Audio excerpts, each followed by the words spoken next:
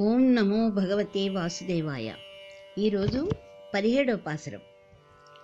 ఈ పాసురంలో ద్వారపాలకుని వేడుకొని అతడు గడియ తీసి లోనికి పంపగా అతడు ఇంకనూ నిద్రిస్తున్న నందగోపులను, యశోదమ్మను, బలరాముని, శ్రీకృష్ణుని చూచారు.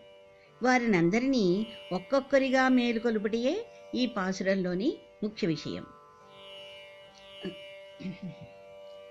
அம்பரமே தண்ணீரே சோரே அறம் செய்யும் எம்பெருமான் நந்தகோபாலா எளிந்திராய் கொம்பனார்க்கெல்லாம் கொழுந்தே குலவிளக்கே எம்பெருமாட்டி யசோதாய் அறிவுராய் அம்பரமூடருத்து ஓங்கி உலகளந்த உம்பர் கோமானே உறங்காது எழுந்திராய் செம் பற்களலடிச் செல்வா பலதேவா உம்பியம் நீயும் ఉరంగేలోరెంబావాయ్.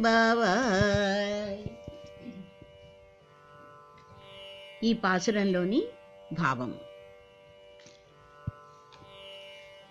ద్వారపాలకులు గోపాంగనలను లోనికి అనుమతించగా వారు మొదట నందగోపుని యొక్క గుణములను వర్ణిస్తూ మేలుకొల్పుచున్నారు. నందగోపుని, ఓ స్వామి ఆచార్య, అంబరమే తన్నీరే సోరే ఈ పాసురంలోని పదాలు. అంటే ఇక్కడ అంబరమే తన్నీరే సోరే అంటే అన్న వస్త్ర తీర్థాదులను ధర్మబుద్ధితో దానము చేసే ఓ స్వామి మేలుకొనుము అని ప్రార్థించారు.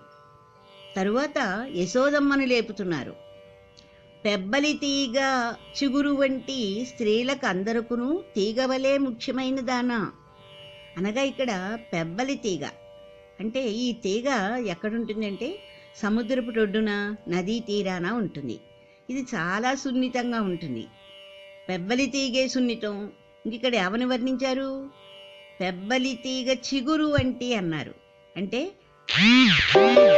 చిగురు ఇంకెంత లేతగా ఉంటుంది?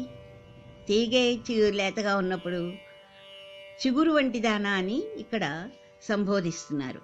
ఇంకా గోపకులమునకు మంగళకరమైన దీపము వంటిదానా, మాకందరకు స్వామిని వంటిదానా అంటున్నారు. స్వామి, స్వామిని, స్త్రీలను స్వామిని అంటారు.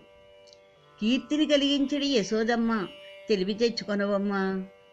ఇక్కడ చూసారా, నందుడిని మేలుకొను అన్నారు, కానీ యశోదమ్మని తెలివి తెచ్చుకొనవమ్మా అంటున్నారు. ప్రతి తల్లి చంటి పిల్లలు ఉన్నప్పుడు ఆదమరిచి నిద్రపోరుట. పిల్లలు ఎప్పుడు లేస్తారో, దేనికన్నా ఏడుస్తారేమో అని జాగరూకతతో ఉంటుందిట. అందుకని తెలివి తెచ్చుకొనవమ్మా అని వేడుకుంటున్నారు. ఆకాశమంత ఎత్తుకిదిగి సమస్త లోకాలను కొలిచి దేవతలకే రాజైన ఓ కృష్ణ, ఇక నిద్ర చాలునయ్యా, మేలుకో అని ప్రార్థించారు. ఆయన లేవలేదు. లేవకుండా చూసి, అయ్యో మనం తప్పు చేశాం, పెద్దవాడైనటువంటి బలరాముని లేపక కృష్ణుని లేపాము అని చెప్పి తప్పు తెలుసుకుని ఏం చేశారు? మేలిమి బంగారు కడియములతో శోభించు పాదయుగడిని గల ఓ బలరామా అంటున్నారు. బలరాముని పాదాలకి బంగారు కడియాలుంటాయండి. ఇంకా నీ తమ్ముడు శ్రీకృష్ణుడును నీవును ఇంకనూ నిదురించుట తగదు, కావున శీఘ్రమే లేచి రండు అని అందరినీ క్రమము తప్పక మేల్కొలుపుతున్నారు. వారిని వేడుకుంటున్నారు, కృపను కోరుకుంటున్నారు. ఎవరు?